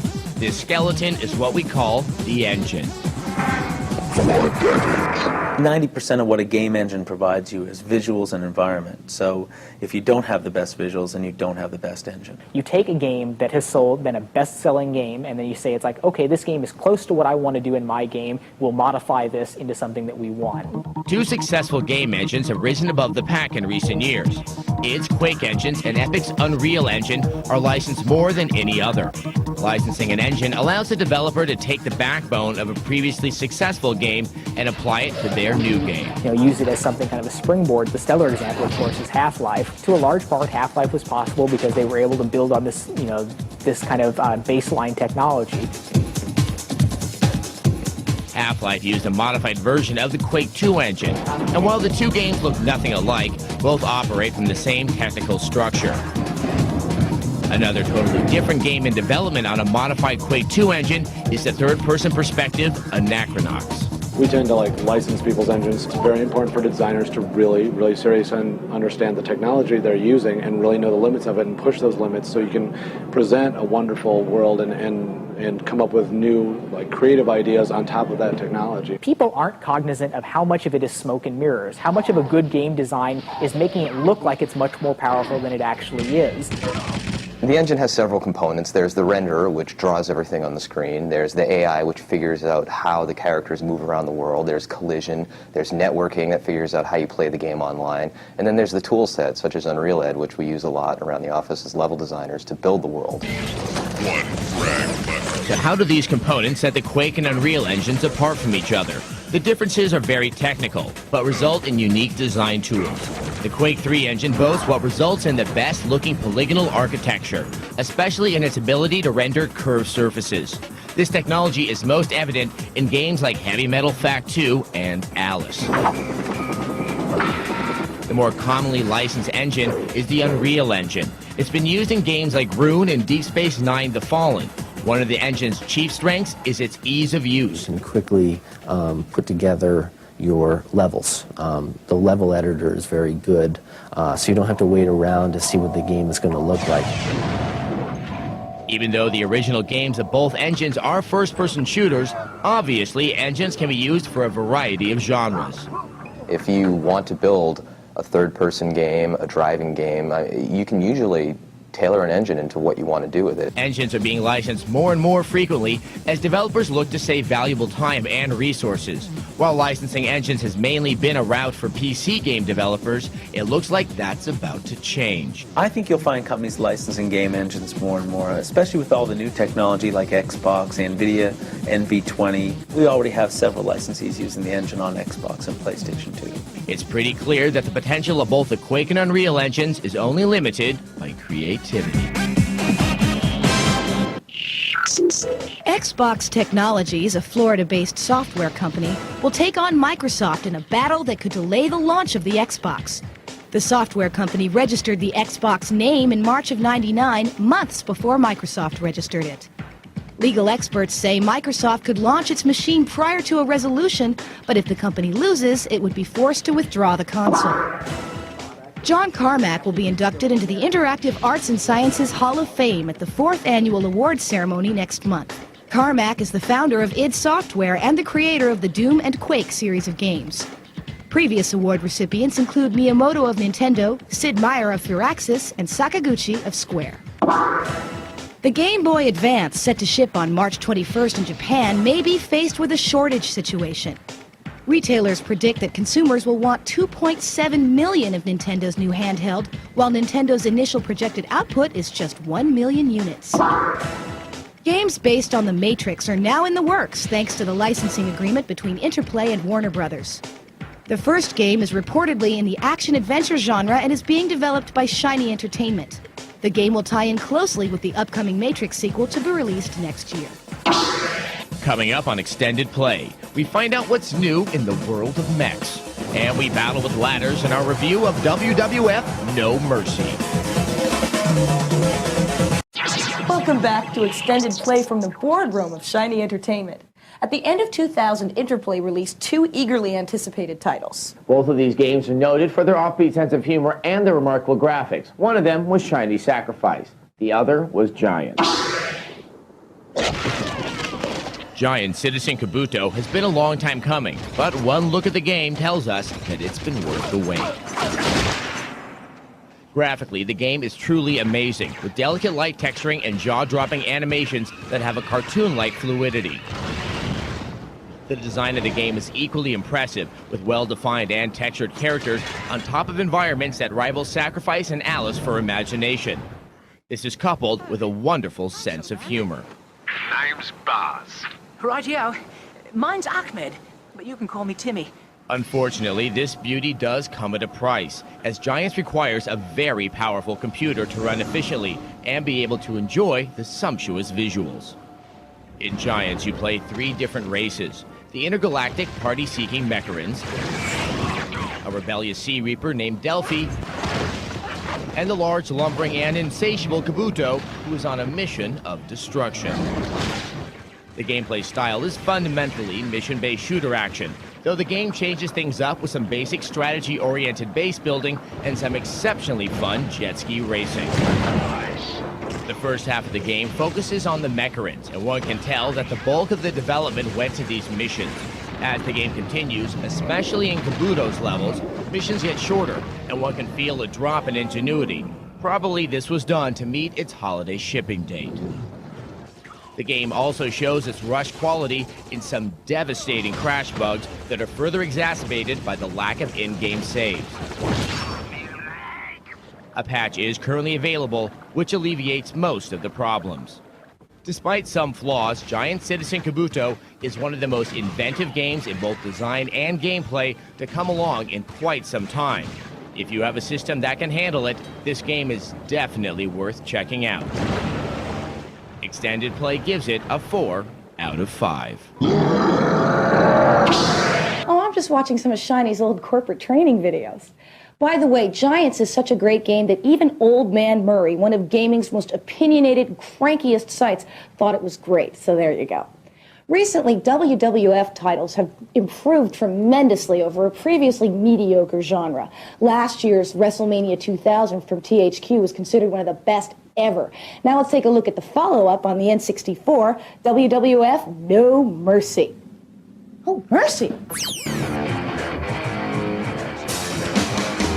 All All right, wrestling fans, it's time to break out the multicolored spandex shorts and kick some major butt with Nintendo 64's newest game, WWF No Mercy! This is the game that brings back the wild storylines and brutal violence that's fun for gamesters of all ages. The rules to No Mercy are simple. There are no rules. You try to pin your opponent or opponents by any means necessary, whether it be a flying kick, headbutt, or chair to the back of the head when the ref's not looking. There's also a vast selection of wrestling venues. Choose from the Royal Rumble, WrestleMania, or the fan favorite ladder matches. Besides vivid scenery, the body and facial expressions of each wrestler look authentic. And no two characters are more fun to watch than the Dudleys. Their outfits are mimicked verbatim and their faces downright ugly.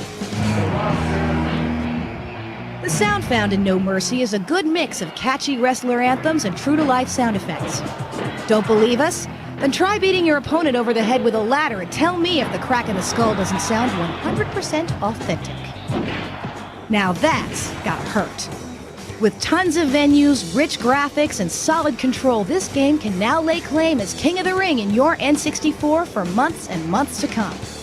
Overall, Extended Play gives WWF No Mercy a whopping 4 out of 5 stars.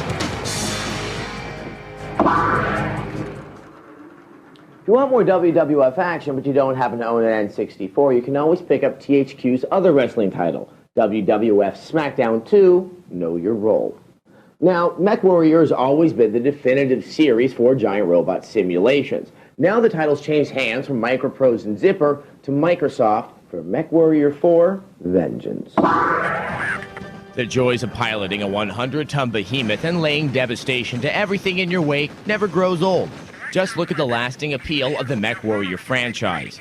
Now the 4th installment is out, loaded with more improvements and features than you'll know what to do with. You have to get those comm towers down, now. MechWarrior games have always been weighted on the side of combat simulations rather than the point-and-shoot mayhem of first-person shooters. Lots of strategy goes into your battle mech even before the mission begins. You'll need to decide which equipment is best suited for each operation. Once you get into the game, you have the usual slew of combat sim mission objectives fought on various terrains. Target destroyed.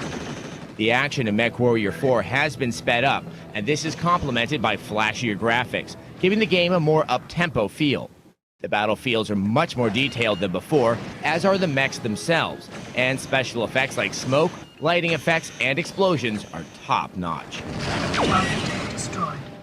The multiplayer mode, supported by Microsoft's MSN Gaming Zone, is outstanding. Even slow modems are playable in the different gaming modes. Target destroyed. With great attention to detail and high quality overall, the MechWarrior series once again vaults to the top of the giant robot heap. Extended Play gives MechWarrior 4 Vengeance a 5 out of 5. Coming up on Extended Play, there's ogres in your N64. And we sail the 7 seas in our review of Sea Dogs. Are ye matey? Welcome back to Extended Play at Shiny Entertainment in Laguna Beach, California. Now, normally when you think of role-playing games, you would think PC or PlayStation, because the N64 isn't really known for RPGs, possibly because the cartridge format just isn't big enough to hold all that data. Now, Japanese developer Quest and publisher Atlas have brought us Ogre Battle 64. Here's an RPG that packs a whole lot of gameplay into only 35 megs. As most N64 owners know, RPGs are a rare commodity in the system's library. Ogre Battle 64, person of lordly caliber, attempts to fill the gap. Any self-respecting strategy RPG needs an epic story filled with political intrigue, kingdom-wide upheaval, clashing armies, and spellbinding sorcery twists. Ogre Battle 64 delivers all of these. When in battle, input is limited to strategy choices such as attack leader or attack strongest. While this style of play can have its disadvantages, the AI's ability to choose targets more than makes up for it. The real strategy of Ogre Battle 64 comes from preparation, not in-battle tactics. The massive organizational screen allows you to juggle soldiers between units, change equipment for individuals, change character classes, and shift a unit's formation, and more. Visually, Ogre Battle 64 may disappoint those who demand a large helping of 3D eye candy in their games. The graphics are not ugly by any means, but polygons are few and far between. For N64 owners craving strategy fare, or for fans of the RPG genre looking for something rarely seen these days, Ogre Battle 64 is a fine choice. Extended Play gives Ogre Battle 64, Person of Lordly Caliber, a 3 out of 5. Speaking of ogres, we've got a great summoner video on our website, so come by and check that out. You know, it's always fun to be a pirate, whether you're the bumbling Guybrush Threepwood or the very cute Trombone. Now, though, let's take a trip to the briny deep and see what happens when you get to be a pirate in one of 3 different ways. Here's Sea Dogs. Arr. I'd watch the tall ships from the quay and dream of distant lands and foreign seas. I always knew one day I'd be a captain. In addition to role-playing and strategy, Sea Dogs is also a third-person shooter-style game that sets you adrift on the high seas. But fate decided otherwise. It might have been better served if it had stuck to 1 or at the most 2 types of gameplay. While the 3-in-1 idea is admirable, it doesn't quite work. In the third-person perspective, control of your character is sluggish. Movements seem to be delayed, so that if you move your character forward, you move a split second later than you'd expect. Sea Dogs uses the traditional adventure game style in which dialogue and puzzle solving are key, though it discards voice dialogue for readable text, which pulls you out of the immersive experience. In battle, you overtake and board other ships. The goal is to ransack your enemy's treasure and bring it back to the towns for trade. Handling the different elements of gameplay can be tricky. There's a lot to absorb: ship types, combat controls, boarding and ransacking enemies, not to mention keeping your crew happy. If you're not a good captain, seafaring can be a powder keg of power struggles and mutiny. Overall, the game misses the target, but comes just close enough to avoid being a bust.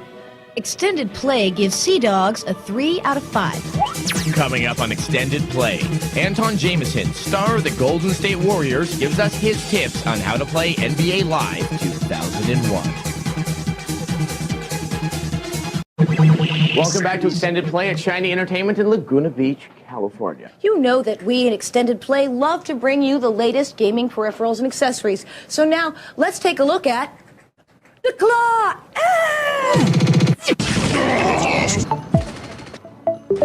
If you're into late-night frag fest, then you probably have some experience with really sore wrists and arms the next day, especially on your keyboard hand. Now, though, there's some help for you in the form of the Claw. Now, the Claw is a new first-person shooter peripheral that actually replaces the keyboard when you're playing the game and plugs right into the keyboard port on your computer. All you have to do is program it. Now, there's no software required, so the way you do that is actually to hit a button on the Claw and then the corresponding button on the keyboard. That's it, you're done. Then you can just relax your hand here, and it does hold a lot of different size hands. Very comfortable. And you're set. So I thought it would be nice to just help you relieve a little bit of stress. I mean, we figure in the middle of a death match, you're stressed enough. By the way, if you have the Claw at home and it works well for you, drop us an email and let us know. If you're feeling nostalgic, sometimes curling up on a comfy couch and watching an old movie is a great thing to do. If you're feeling nostalgic in a gamer kind of way, bust out some popcorn and watch this intro to Gradius 3 and 4.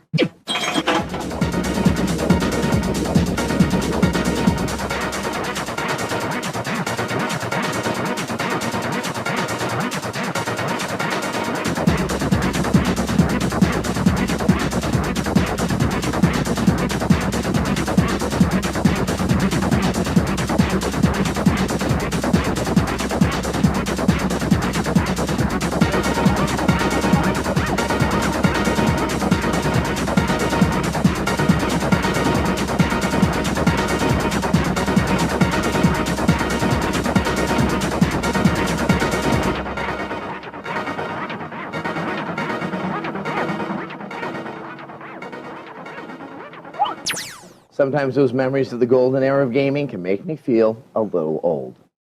NBA Live 2001 from EA Sports is a fantastic-looking basketball game for the PS2. Though if you've tried to play it, you probably found out it's a little bit difficult to master. So for some advice, we decided to go directly to the source. Anton Jameson of the Golden State Warriors is both a mega superstar and an avid gamer. So with this advice, hopefully you'll end up with nothing but net. 2001 Live is the latest and greatest NBA PlayStation 2 game to hit the scene. But for those of us who know close to nil about the strategies of basketball, the game can get a little tricky. Figuring out how to maximize your control buttons, pick the correct defense, execute offensive plays, heck, just keeping the ball in bounds. That's why the hard-working crew here at Extended Play decided to head over to the Oakland Arena to get the opinions of a professional basketball video gaming expert. This is what we do. We play video games all day. Yes, it's the big man himself, star and captain of the Golden State Warriors, Anton Jameson. Now, the key to the game, when you're playing, you need to choose the Golden State Warriors. And your number one option should be myself. I ain't trying to brag, but I've been doing this for a long time. I like to put points on the board.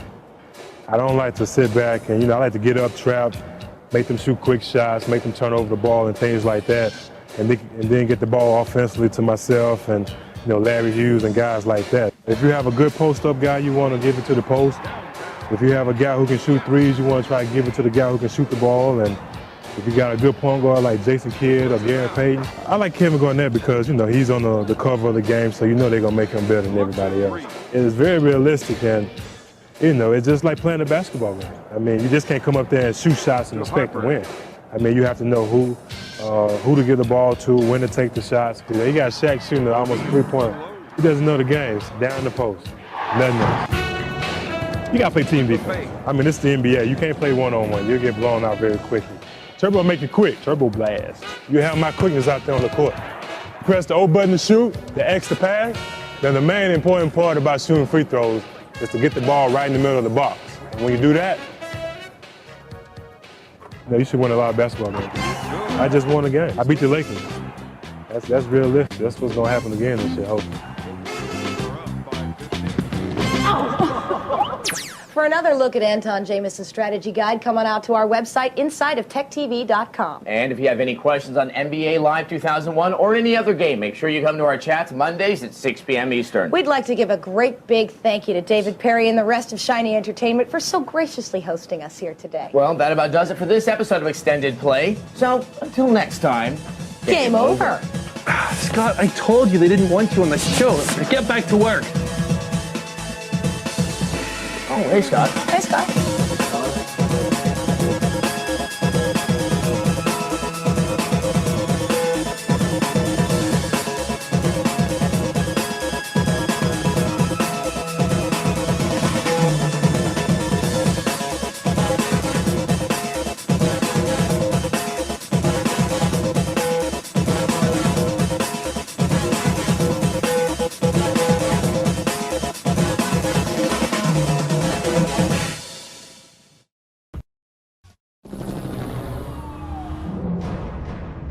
Rockstar Games presents Max Payne, the intense story of a fugitive undercover cop who is framed for murder. A man with nothing to lose. Revolutionary bullet time gameplay slows down the action, showing bullets in flight, giving Max the edge against impossible odds. Prepare for pain. Max Payne. Get it now on PlayStation 2, Xbox, and PC. Rated M for mature. When it seems like all is lost. When it feels as if you have no hope. When you are outnumbered, overpowered, and they've got you cornered. That's when you realize your last best hope is you.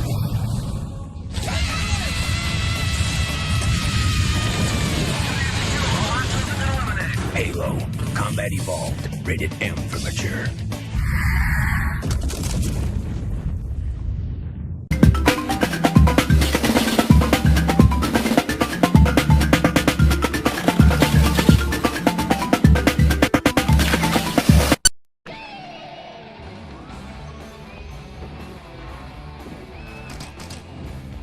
I can do that. You could. Would you stop eating all the bagel bites? Where'd he go? Whoa, Tony Hawk. With Bagel Bites, you can have the taste. Find out how NASA is using games to help kids concentrate. And we step into the ring with our review of Knockout Kings. And we pay homage to the golden age of Sega. Stick around, it's game time.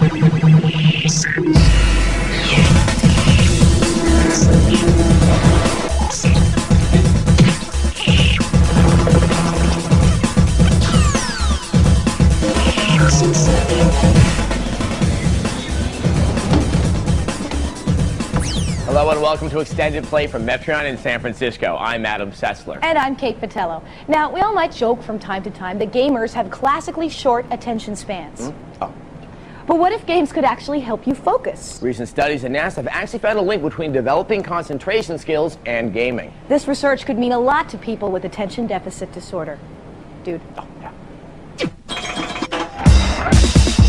Can video games help you concentrate and relax? NASA scientists seem to think so. NASA Langley Research in Hampton, Virginia completed a new study last year.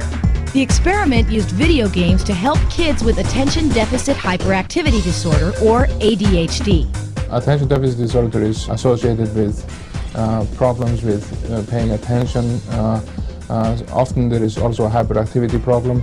There is difficulty completing tasks. The study used a form of biofeedback technology that has been around for years. Most recently, it's been used to train pilots. The video game biofeedback idea came out of our research in flight deck human factors. We were interested in the problem of pilots becoming disengaged, uninvolved with what's going on. It occurred to us the simulator could be replaced by a video game, because simulators are essentially very sophisticated video games. Patients in the study were hooked up to biofeedback devices that monitored their brain waves as they played video games. The way the video game biofeedback system works is that a child who's playing a video game is also connected to brainwave monitors. And those brainwave monitors send control signals to the video game controller that they have in their hands. The signal that comes from the brainwave processing equipment influences the controller by making it more or less responsive, giving the player control over steering or taking it away. The games that we found this works best with are games that have a smooth forward flow, like racing games, car racing, skateboard racing, those kinds of things. You have to have total control over the character, or the other people that you're racing are going to beat you. Mitch Hayner has ADHD and took part in the NASA study. And I got a note from the teacher that said that Mitch did all of his work standing on one leg with one leg in his chair. And then in one day she took away his scissors, his ruler, and his pencil sharpener, so I figured we needed some help. We did medication, and that definitely helped, but I didn't want him to be dependent on that, and I wanted him to be able to recognize when he was out of control. And so we looked at biofeedback. At the beginning, it took me a while just to get used to it, and once I got used to it and got started trying to relax a lot more than I was, it got easier, a lot easier really, because I could control my character. Other psychologists are starting to acknowledge the potential benefits of using video game-based therapy. While they have difficulty paying attention in class, when you put them in front of a video game, they're there and they're focusing. So if you can find out what is at the essence of some of the gaming features that attracts and maintains their attention, and then try to develop tools that can provide useful learning in that same manner, then you might be onto something. The patients in the NASA study showed good results from this procedure. It made me focus and concentrate on what I'm doing. And when I'm doing my homework, I have to concentrate and know what I'm doing so I don't write a wrong answer or forget to do a question. So now, before I would always forget a question or do something like that, and now I don't. I get all my homework done quicker too. Being aware of it and being able to control himself will help him be able to function better. What we did with this technology is not mind control in the sense that people usually understand mind control. What we've done is to train children to control their own minds, to be able to control the connection between their minds and bodies simply by playing video games.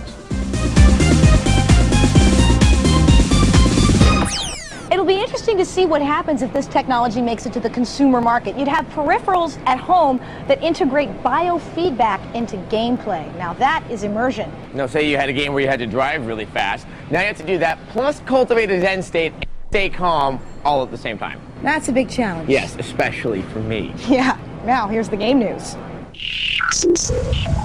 Sega of America is suing Kmart for failing to pay for Dreamcast consoles supplied to the chain since September of 1999.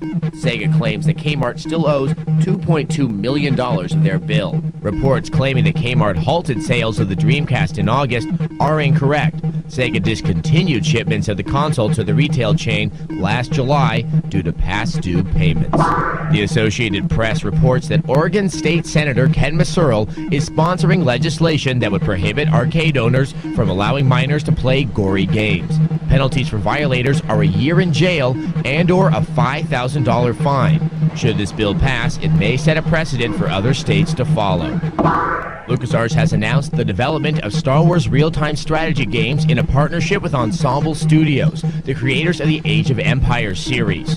The initial release from this venture, Star Wars Battleground, will be built using Ensemble's proprietary engine, and the game is expected to be released in the fall. A Lionhead spokesperson has confirmed that Peter Molyneux's Black and White is finally finished.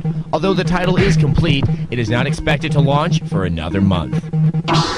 Coming up on Extended Play, we go to a galaxy far, far away in our review of Star Wars Starfighter. Welcome back to Extended Play from Metreon in San Francisco. So have you ever gone to the car dealership for a test drive and been tempted to just take the car out on the freeway and gun it as fast as it'll go?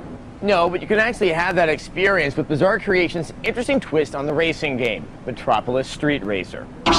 3, 2, 1, go!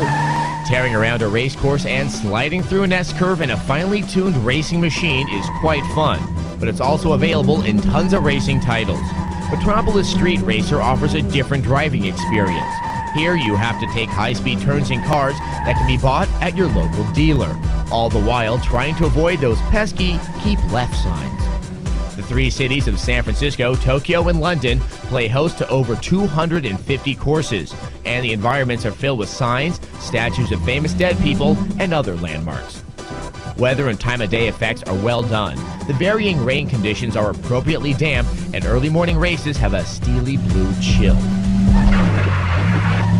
Over 40 cars from Mitsubishi to Mercedes are available, and each car is unique in control, so players can find a car suitable to their driving style. And it's all about style. While it's pretty easy to achieve the time goals in each race, doing so without panache will keep you from progressing through the 25 chapters in the game. Sound-wise, the most impressive aspect of the game is the radio. This is newcomer Shanice Williams' first entry. Each city has 3 different stations, complete with DJs, commercials, and static as you pass through tunnels. From country to techno, MSR ensures that if you don't like the music, you can change the station. MSR takes the racing game to a new level and new location. The solid graphics and gameplay make for hours of entertainment, which is why Extended Play gives Metropolis Street Racer a 4 out of 5. Now let's take it off the streets and into the sky. We recently spent some time with the publishers at LucasArts who were responsible for getting Star Wars Starfighter off the ground. Believe us though, they had nothing to worry about. Star Wars Starfighter for the PlayStation 2 leaves all other console space combat games in the dust with its impressive graphics, play control, and varied challenges. They're on me. I can't shake them. Star Wars Starfighter is a mission-based game that takes place during the events in Episode 1, The Phantom Menace. As Naboo pilot in training Reese Dallows, space pirate Nim, and gun-for-hire Vana Sage, either you take me with you or you shoot me. Players pilot a variety of distinctive ships. There are 14 missions to defend Naboo against the Trade Federation. Regardless of which ship you pilot, the game makes excellent use of the PlayStation 2 controller. Throughout each mission, voiceovers as well as radar will let you know what you should be doing at almost any given point in combat. The dialogue also gives the game a sense of urgency. Bravo 10, engaging fighters. After a mission or objective is completed, there are cutscenes which give the game a cinematic feel and move the story along. Okay, calm down. The gameplay looks as good as the cutscenes. Missions over bright lava, subdued deserts, and rolling green hills are impressive with a sleek, pseudo-realistic look. Starfighter looks excellent and should impress even the most jaded gamer. Star Wars Starfighter is one of the first truly great games on the PlayStation 2. Fans of space combat will definitely enjoy it, and the learning curve makes it accessible to the casual gamer. In short, this is an almost essential PS2 game. Extended Play gives Star Wars Starfighter an absolutely stellar 5 out of 5. Coming up on Extended Play, Gothic horror abounds in our review of Clive Barker's Undying. And we step into the ring in Knockout Kings 2001.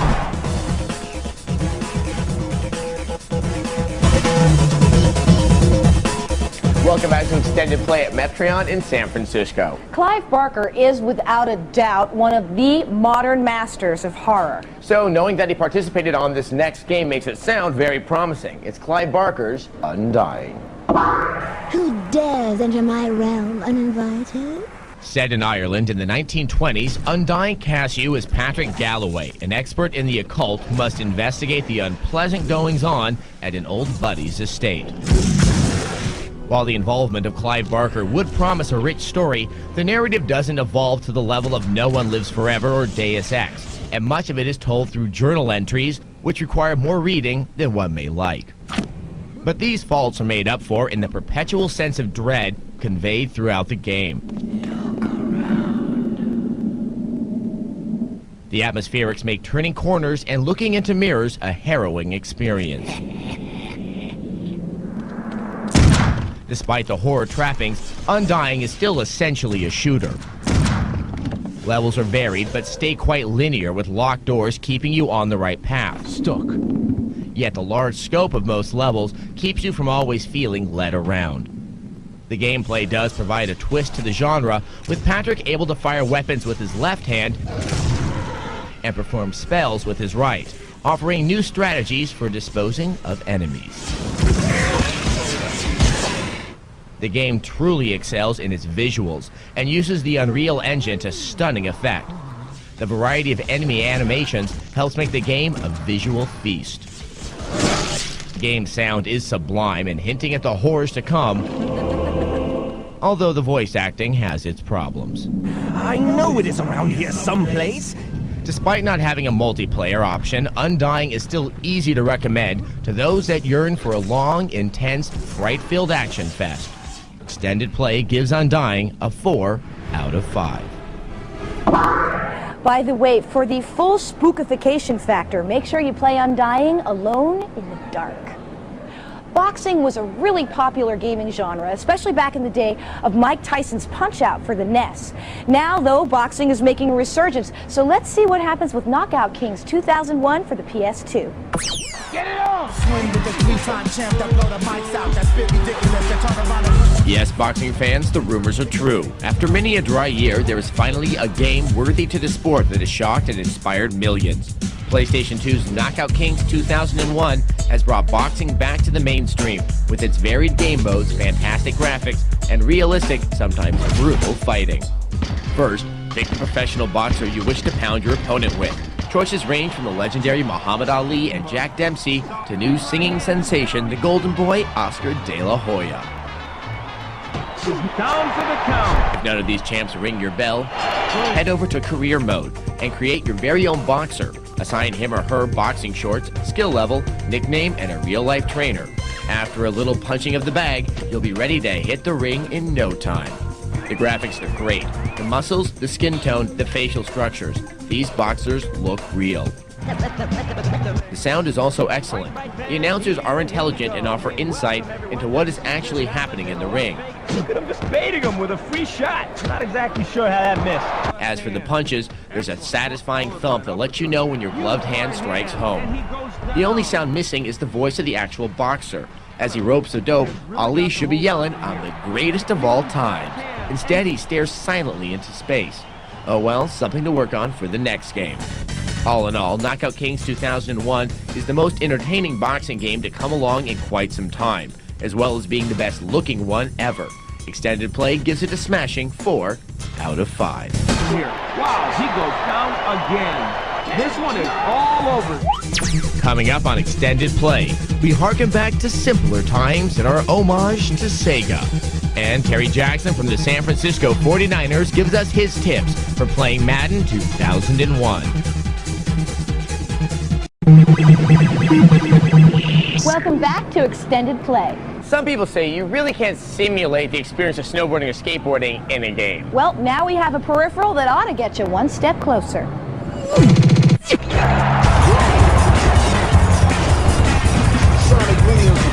SSX is one of our favorite games for the PlayStation 2, so we thought we'd show you a peripheral that might spice it up for you a bit.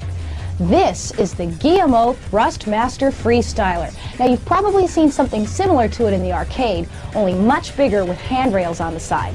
The version for your home is made of very sturdy plastic and has 2 programmable buttons, one in the front and one in the back. Now, of course, SSX is also all about the tricks, and you can do those with the one-handed controller that it comes with.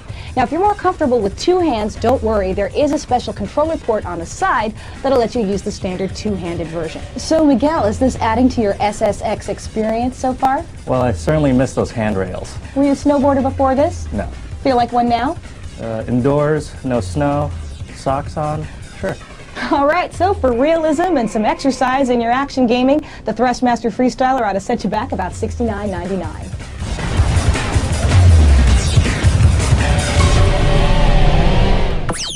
To find out more about the Thrustmaster Freestyler, go to extendedplay.com. With the gradual phasing out of the Sega Dreamcast, we've been getting a lot of emails from viewers extolling the virtues of that company for making top-notch, innovative games. So, it's with you in mind that we have this run down memory lane.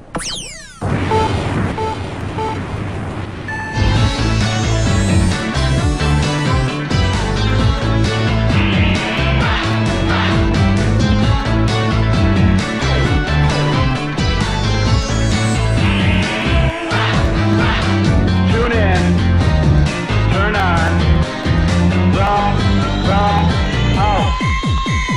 Welcome to your doom.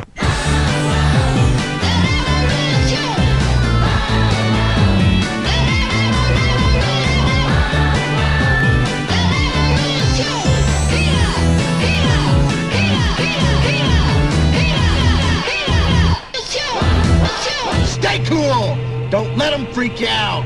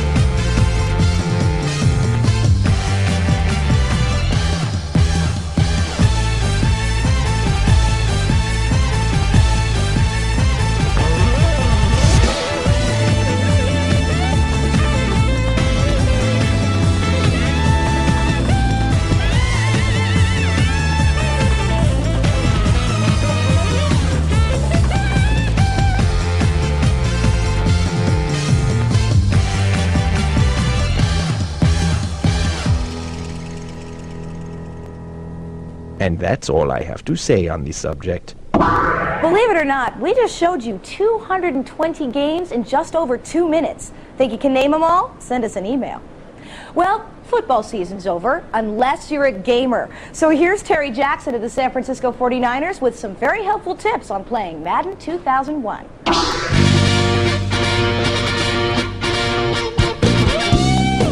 It doesn't get better than NFL football. What do you do after the big bowl is over?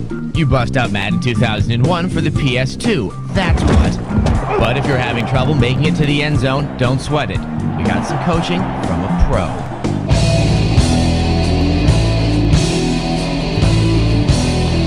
Well, here we are at the San Francisco 49ers training facility, and with me right now is Terry Jackson, who plays for the San Francisco 49ers and also happens to be the champion of the 2000 Madden Bowl that occurred back in January of this year. So what are the 3 most important things for any Madden player to be thinking about to ensure that they're going to have a good chance of winning when playing Madden football? Basically, buying a good defense. That's your number one thing. Style. If you can shut somebody down, and it's going to set you up to, you know, be victorious in these games. They're blitzing. Davis gets the call. Well, I think you got to have the mindset that you're going to be victorious. And, you know, when a lot of guys play, you talk to your players. You know, you talk to yourself, you're psyching everything up. Okay, you also want to look for mismatches. Look for your best mismatches, spread guys out, do a lot of different things. Over to the left. And he's got his man. If a team has a linebacker guarding a receiver, then you take advantage of that and you go for that position. You know, you have like fast running backs or something like that. You got to use that person, the best player on your team, to make the best plays. I use the Jacksonville Jaguars, and I actually used a buddy of mine to kill everybody, Fred Taylor. He's one of the fastest running backs in the game, so I used him to just totally dominate, and I gave it to him pretty much every play, and I couldn't get stopped. If you have a play that nobody can stop, keep going with it. When I play with the 49ers, I definitely give it to myself every time.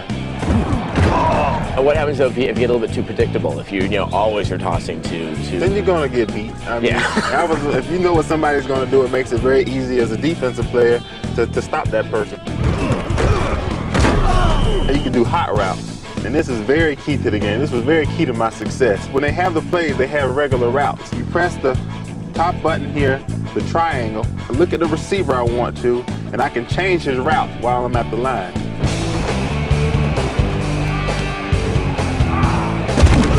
Finally go for it. I mean, you got to take chances on offense and defense. Don't be afraid to try new things. Let's see that one again. Have fun with the game. Just go for it and you'll be successful. If you'd like to see that strategy guide again, you can find it at extendedplay.com. We also have all the reviews we showed you today, too. And don't forget to join us for chats Mondays at 6 p.m. Eastern. We'd like to thank Metreon for hosting us today. And that about does it for this edition of the show. Until next time, game over.